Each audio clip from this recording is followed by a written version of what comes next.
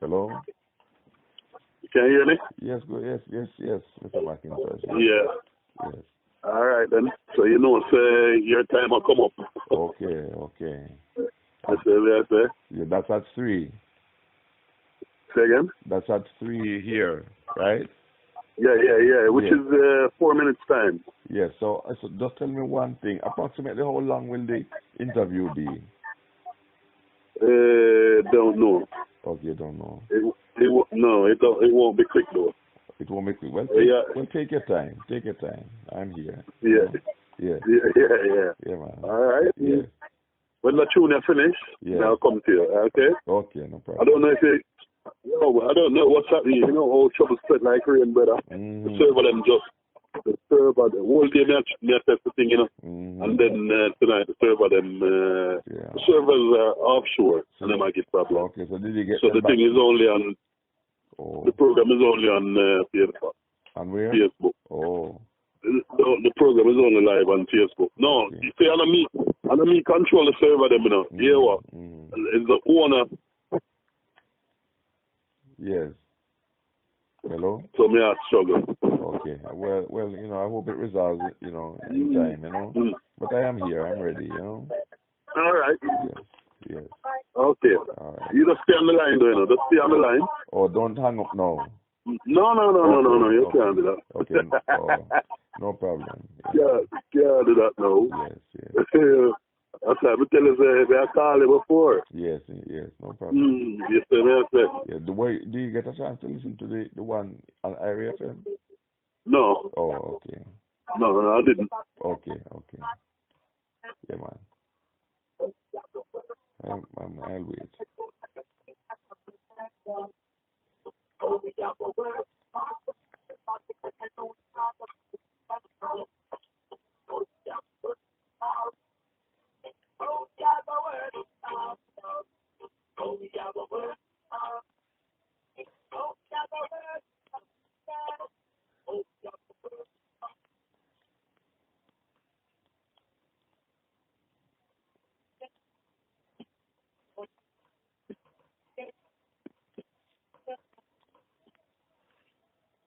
You remember at the top of the hour,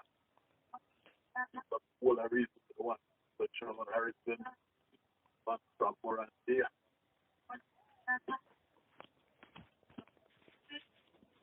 Make sure you keep up for that.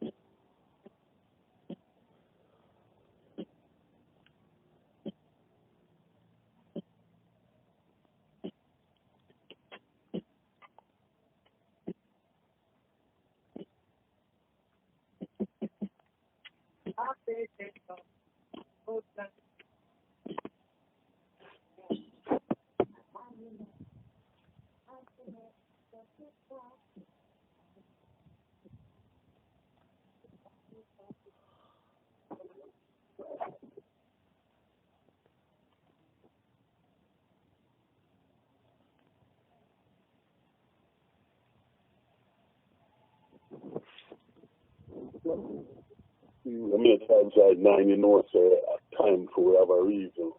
But the man them called Mr. Sean Harrison. Yeah, man, from weekly program, say have him on this year's show. Man is a poet. So I say I want to share a couple of poems them with the eye. And that's what dragged me to actually invite him here to come on All a Reason. There's other bits to it as well. Mental health, that is a part of it as well. So you don't know how we stay already, man, especially man, them hide them kind of things and don't like talk about it. Okay?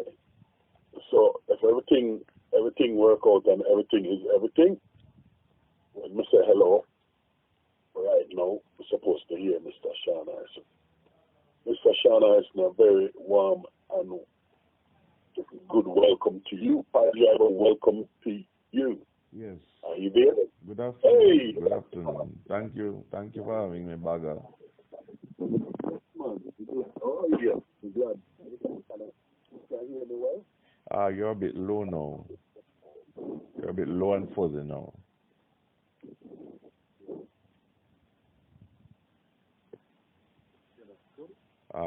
You are low. You are very low. Okay. You can still hear me though, right? Yes, I am hearing you better now. Okay. Yes. Okay. So this is Mr. Sean C. Harrison, born the 5th of January 1977 in Moranville, St. Thomas? Yes, Jamaica. Why, I tell you, a man traveled all of the parish, you know, say, that is one place I don't really know too well. Okay, that's the experience of quite a few persons. Yeah, but I don't think it would be hard to get used to your kind of place because there's a breadfruit run on and yes. Yeah. Correct? As a matter of fact, I have a breadfruit tree in the back of my yard. Bread, you know, something about roast something. Anyway, I get you. Yeah, but I want you to talk to it because we're going to come to one of your poems then. Yeah. You said we agreed that you'll do a couple of poems for us. Yeah. But we just want to give the listenership a little bit of your background, yes. Your upbringing and all that kind of stuff. Yes. So we kind of started off already that you're Moranville, St. Thomas. Yes. So how you go now? Primary school, high school, what? How you go? Yes. But starting from basic school, I attended McNeil's basic school by a place called Highbury, and then I moved on to Morant Bay All Age, which is actually in the heart of the town of Morant Bay, Rosemary Lane, yes, I believe, and then I moved on to the Morant Bay High School. You know, where I attended up to 5th form, and then I moved on to the Excelsior Community College in Mountain View, Kingston. After that, after having done my A-levels pre-university, I matriculated for the University of the West Indies twice. You know, however, I decided against attending and instead entered the world of work.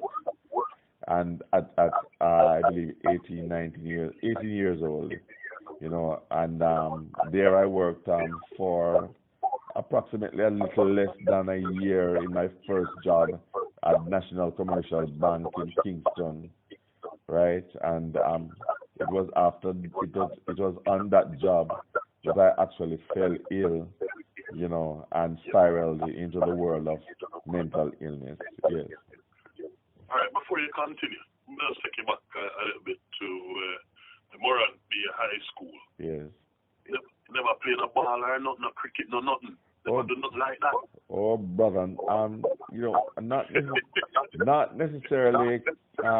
Well, we all had to do PE classes up until a certain form. So you know, whether or not you wanted, you know, you would have had to do that physical activity. You know, but as a younger child, certainly, you know, I played the cricket, I ran wild, you know, and you know, we had a lot of games. But the funny thing, you know, is that as a child, I wasn't very skilled at certain things like, you know, making gigs and, you know, playing marbles and the physical kind of stuff, like, you know, the boy, you know, certain boyhood things. I just didn't have the skill. When some of my friends, you know, like even my best friend Gregory Farrell, you know, would make gigs and all of those things, you know, we would, you know, I wasn't able to do those things. I wasn't able to climb trees, to tell you the truth, because as I had left a previous interview, you know, just a while ago, and told Sister Elise Kelly on Easy Skanking, I was a very sickly child too. You know, so even though I was rambunctious and I didn't have a lot of energy because I loved fruits, fruits were all around my community of Red Hills Pen. And anywhere you went, there were fruit trees all over, up by the hill, and we would just be, you know, picking these things and eating, coming from school, walking at the shortcut, you know, picking guava, you know, picking cashews up by Summit, and all of those things. So, you know, I mean, it was that kind of setting, you know. Yeah. Yeah, that sounds good. Hear the snow. Yes. Man is a recognized poet in other place. Yes. Right? Yes. And I've interviewed a few artists on here. Yes. And you know, most artists that I've interviewed were doing well for themselves. The whole of them said them had your start in church. Yes. Is it the same for you as a poet? The very same, and it's not necessarily as a poet, you know, contrary to what most people would, you know, be led to believe, simply because the poetry is what is actually gaining eminence. I actually started out with one single talent, and that was to sing, and that I did extremely well. But I started out, I was told by an elderly family friend and church sister, Miss Hyacinth Shaw, who was a very good friend of my mother's, that I started, you know, only recently that I did my first full-length concert at the age of 3 at the Anglican Church Hall in Morant Bay, the parish capital.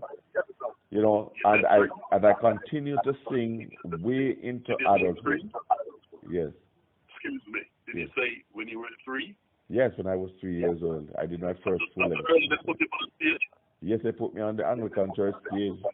Yes, church hall stage. Yes, you know, and sometimes I kind of remember that when I was actually on the stage, you know, at that time, you know, when I sang, people would be bawling out, "Encore, encore, encore, encore," and they would be laughing. And at one point, I said, my mother wanted to put me back up, and I said, "I'm not going back up there because they might laugh after me."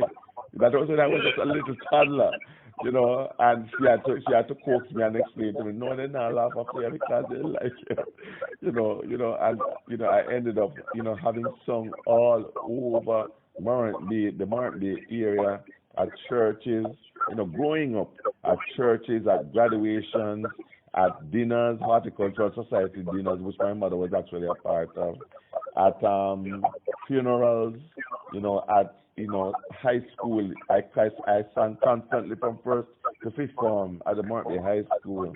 I didn't do much singing at the all-age school, you know, but in the environment, and for individuals who would ask me to sing, it was constant, yes. Well, as you alluded to already, you did your thing at Morant Bay High School, and then you said something about working in town. So all that going on, because that means it's a big move. That, you know. Yes, you weren't traveling daily. No, I wasn't actually. Actually, when I was around 16 years old, I think it was 16. I actually, when I left fifth form, I went to Excelsior Community College's pre-university, but I was actually residing at a home that is in Westminster. That's Westminster Road, with my sister at a home where she used to board when she was actually attending sixth form at the St. Andrew High School for girls, previously she used to board there, and she ended up, after having left university, you know, she ended up renting 2 rooms from the landlady who was responsible for her when she was boarding, and we actually stayed there, and there was where I stayed for the duration of the pre-university program, which was 2 years, which would have been equivalent to lower and upper 6, you know, until after that, sometime after that, we left, and you know, we actually moved to a small studio apartment. I was actually sleeping in the living room, and she would take the bedroom, you know. Yeah, and we were together there for a while, you know, while I was working at NCB, and she was actually working at different high schools teaching languages, Spanish and French. So let me ask you this now, coming from Morant Bay, which we would class as country. Yeah, yes. And then move to Kingston like that.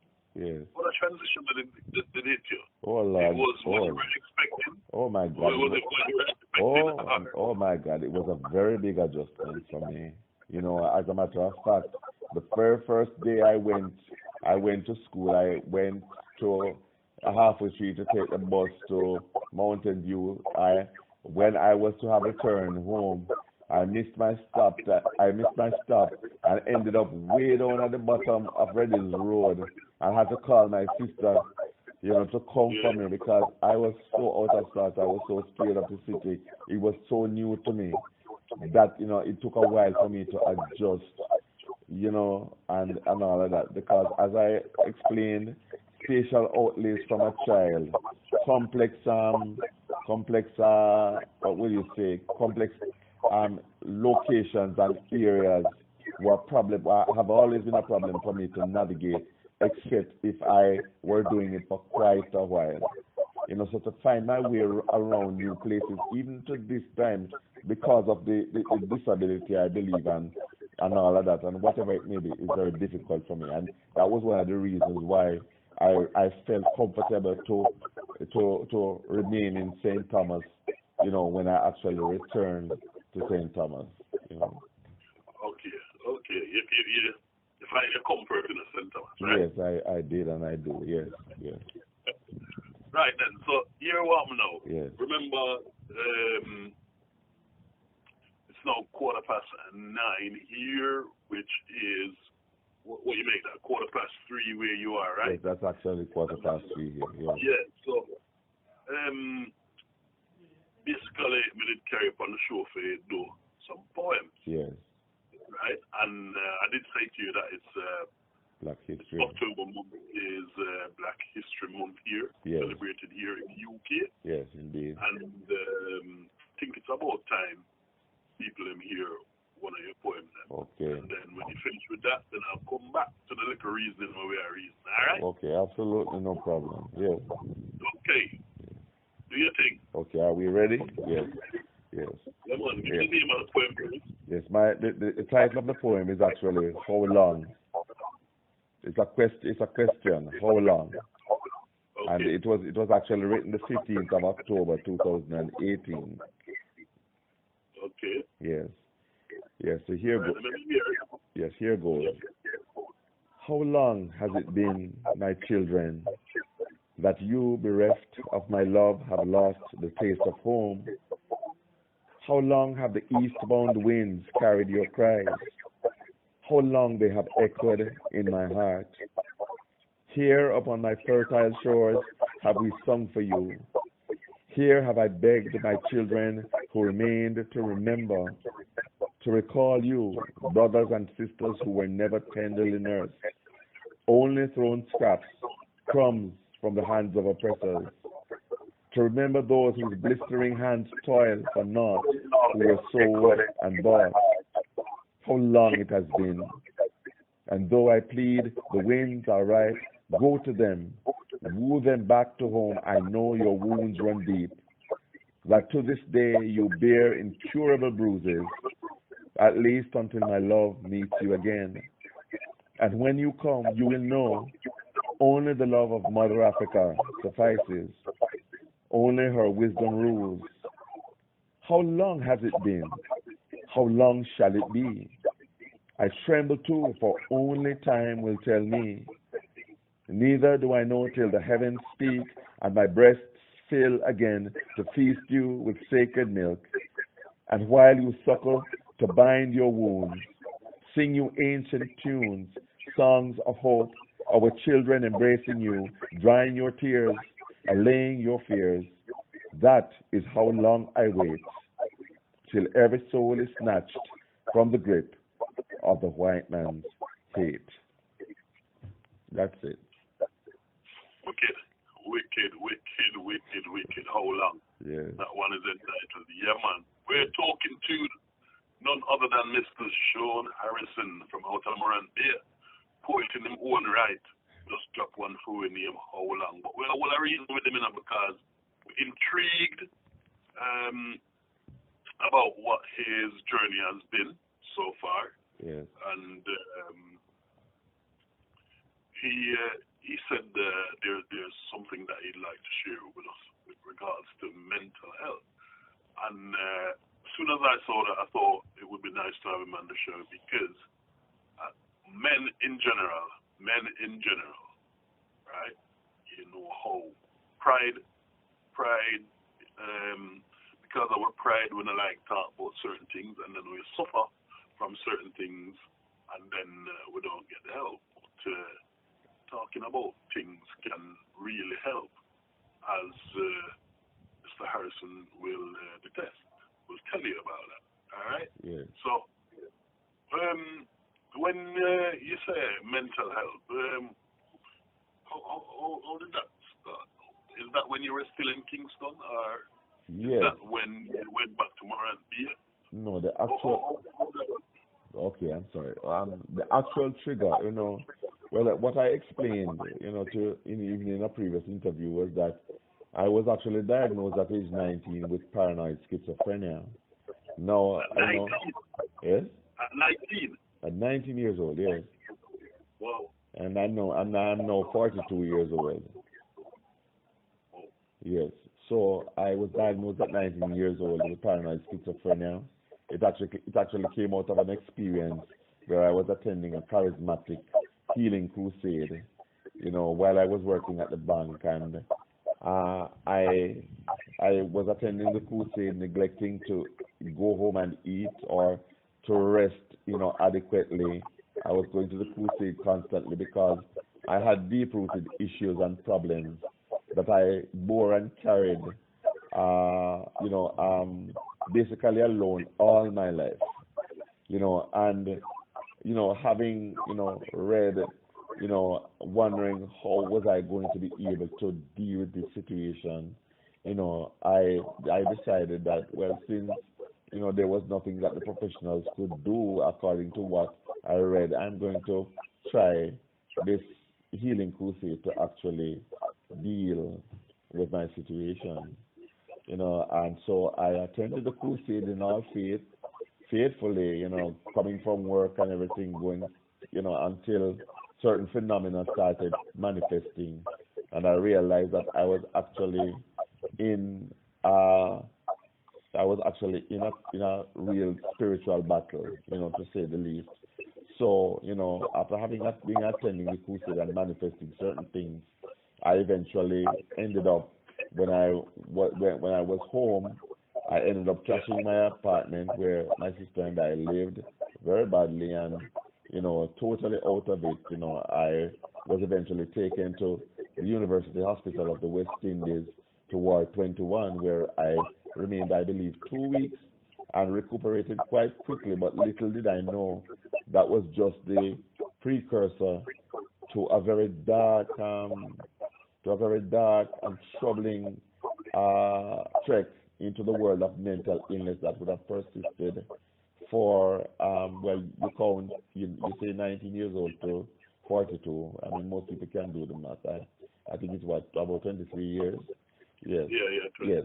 So yes, so I spiraled into that world, and but there were a number of things that would have happened, because before I actually became compliant for a number of years, I actually was not able to. I was not able to really understand neither my family members, my relatives, the illness as it needed to have been understood.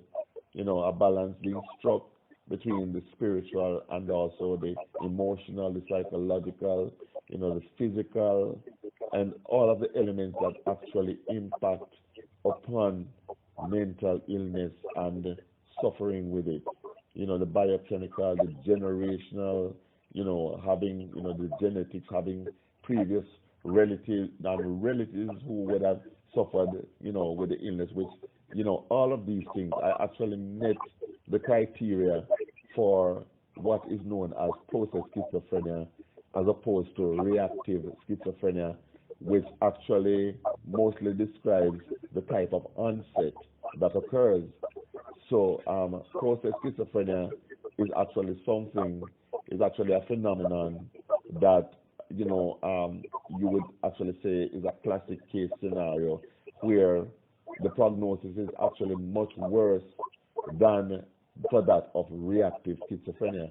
Reactive schizophrenia is actually just a one-time, extremely adverse event that would have taken a toll upon the psyche and would have precipitated a particular spiral into an episode or a couple of episodes, then which the psychiatric community would say the prognosis is much better for that and for people who are like that. But for process schizophrenia, which is an insidious onset of the illness, where probably from as far back as infancy, childhood, adolescence, into young adulthood, a series of things would have been happening that would have been impacting upon the person's psyche along the way. And then, when it actually reaches the final straw, the straw that breaks the camel's back, then it's actually like it's too late to actually really return if you are not surrounded by people who understand this phenomena very well. You return, you actually go to a place where that is very dark. So process schizophrenia is, I believe, what I identified my type of onset to be, and perhaps why it has persisted to this day. Because, I was just thinking the other day, and I'm saying, it came to me, and I'm saying, but, in my opinion, of all the areas in your body or your anatomy or your physiology that, may be able to heal, I believe the brain, could very well be the hardest thing to heal, simply because it is the seat of whatever, and, it's really something that is worth considering, and I believe persons may acquiesce to my view, that sometimes when the processes in the mind, the psyche, actually go haywire, it takes a whole lot of healing to get you back to the place of normal functioning. So, many things would factor into this, a spiritual eye to see, what is happening in the spirit, as well as what is happening on the physical and the biochemical planes as it concerns your body and the brain. Also, what would have been the background, what would have been the attending factors, that would be impacting upon the person. I had all of these things, being present in my own experience, and I believe that could very well be why I have not totally healed to this day. And of course, there would have been a number of stressors that I would have, weathered, yes, with the help of good friends, even some relatives, even the psychiatric fraternity in St. Thomas. I don't doubt that all of these things, community support, would have really helped. And faith in God, a deep, abiding faith in God, would have really helped me to have coped the way that I did, for most of the time, which actually, is something that, many or most mentally ill persons do not enjoy as it concerns their immediate psychosocial situations and stuff like that. Most mentally ill persons are really very compromised and lead very sad, lonely, isolated, under-stimulated existences that really impair their ability to cope and to weather the illness in a consistent, sustained way, that actually, really buffers them from experiencing the worst of mental illness. You can hear me now? Yes, sir. I'm hearing you. We didn't want to cut in for you from a good little while now, but since you're in your groove, let's leave you, make you do your thing. Okay. The question to you was going to be, right? You said you went to the hospital and you get diagnosed and all that kind of stuff. Yeah. Was part of your treatment, was it part of the treatment was ever to engage any family member in stuff like what they should be looking out for, or yes. have you had to watch or anything like that? Yes, indeed. My in other words, did they get your family members involved in it? In the initial, okay, are you finished? Yeah. Okay, in the initial stage, which was actually approximately 1 year into the illness, my immediate relatives, my immediate relatives, most of them, I'm talking about immediate relatives, were there in the home, but sadly, they actually emigrated up onto a year into my illness, and I was actually left alone in Jamaica with two remaining relatives, and as a result of that, two remaining relatives, and as a result of that, I actually had to weather to date most of the illness without immediate relatives in the immediate environs of the home and stuff like that. So I ended up having had to apply self-care, and go to my sessions, take my medications on my own, and run my home, having been taking care of a younger relative of mine and all of that.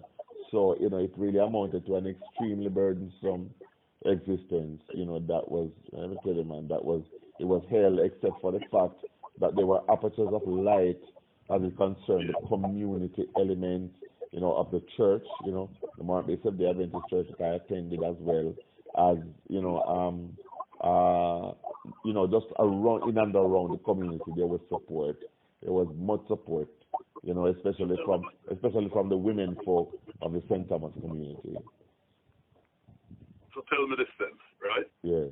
After all of that, yes, we see in your bio, yeah, where you do music, mm-hmm. where you do poetry and all that kind of stuff, yes, right? yes. So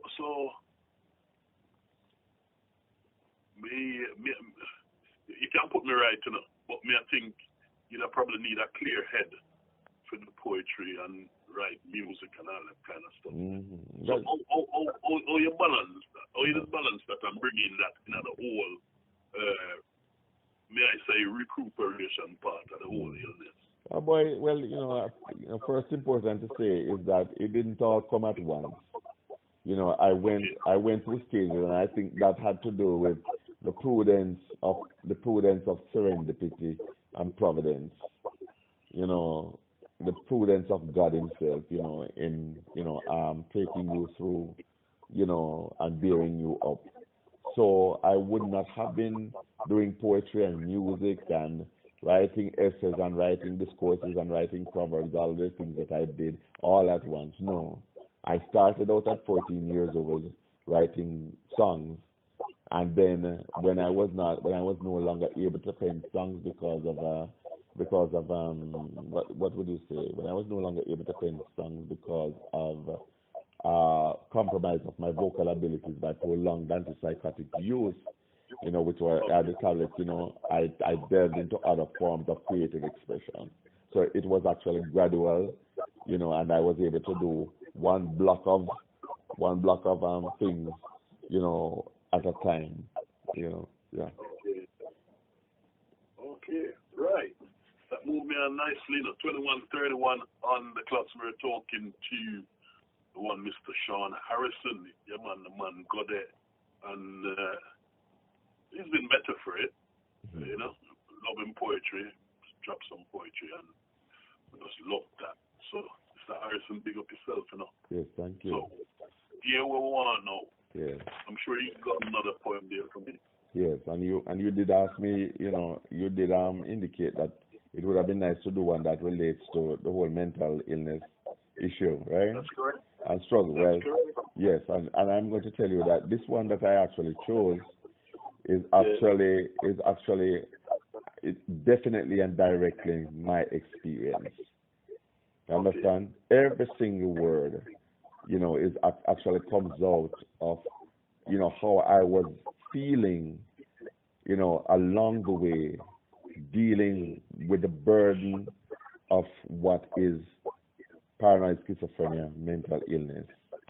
So, you know, these are things that would actually indicate what the features of the illness really are, you know, like the paranoia, the delusions, you know, the torment, the feelings of persecution, you know, all of those things.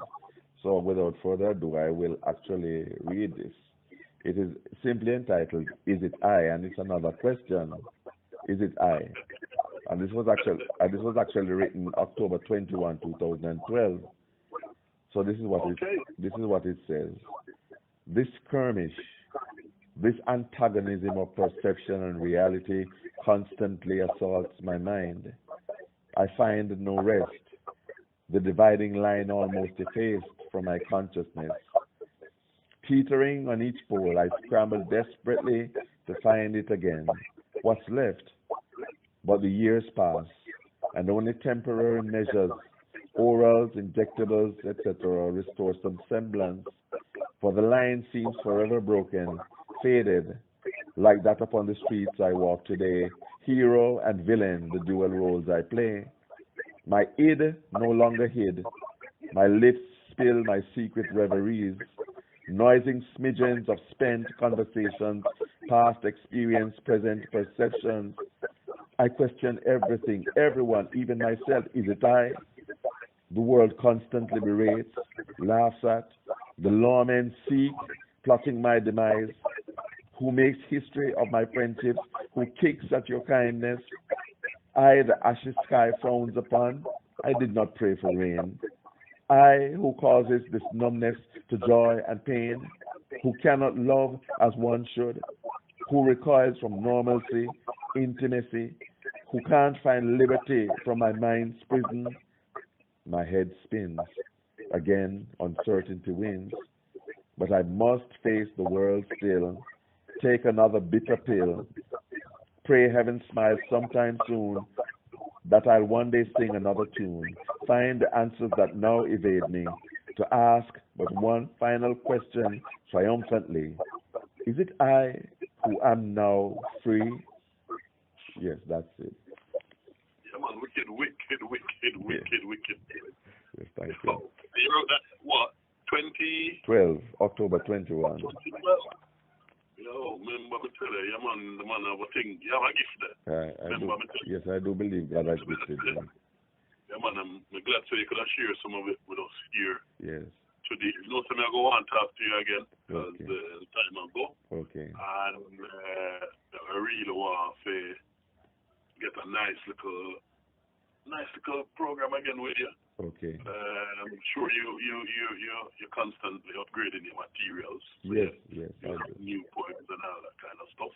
Well, I don't write as profusely again, but I do try, you know. But you know, the work that I do on social media and so it actually takes up more of my writing, you know.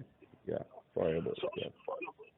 So before we go, I just want you to tell me nice and easy now, you know. Yes. So the people who listen can hear it. Yes. So which part we can find you and follow you, and I think you know the whole social media thing, right? Yes. So tell me where we can find him and we can read the poems, you know, because I'm not telling nobody yet, say, you have how many books out there, you know. Okay. You get what me that say? Yes. So, let me hear you. Yes, well, actually, I am on the Facebook, Instagram, Twitter, platforms, you know, at different levels of activity, because I started out with Twitter actually, and I don't really post that much anymore on Twitter, but Facebook gets extensive postings. I just started Instagram, you know, and I don't really do as much there, but Facebook is actually where, you know, most of the activity centers now, which, you know, includes 2 pages. One is entitled Poetry of Sean C. Harrison, where you can go to find both written and spoken poetry, as well as samples of poems from my 6 short collections of poetry books, right? Or yes, and where can we find these books? These books are actually in e-stores all over, but the main stores are Amazon stores all over the world. You know, Amazon Canada, Amazon India, Amazon the parent store in the US. You know, Amazon UK. You know, you can go there and find them there, but there are other smaller bookstores as it relates to, you know, the self-publishing platform that is there, or that was CreateSpace.com, and now, you know, has turned over wholly and solely to Amazon. You know, that platform was a free platform that I used to publish my book. So, you know, it included formatting, both the interior, you know, the cover of the book. You know, everything was actually done by me, except for 2 of the books. I did not design the cover for 2 of the books, but for 4 of the books, I designed the cover. I was the one who wrote the blurb, you know, everything. I formatted the book, ordered the poems, you know, and all of those things. I did those things by myself, because the thing is that when I was in Jamaica trying to get publishing, you know, from local, you know, publishers, you know, solicit that, I met with no success, roadblock after roadblock, you know. So it was with reluctance that I turned, you know, my sites to, you know, the international platform, which is Amazon and CreateSpace.com. So anyway, there are 6 short collections of poetry, and also there are websites on which you can read my poetry for free. And these websites include allpoetry.com, which was said to be the largest poetry community. Also, you have Poem Hunter. Excuse me. Yes, all poetry. Allpoetry.com. All one word. All one word. Then you have PoemHunter.com. Then you also have WritersCafe.org. And you know, where else? I think there were 4. Let me see. And also know my poetry page, you know, which is dedicated to poetry of Sean C. Harrison, that has a wealth of poetry, including micro poetry, which I actually did on Twitter.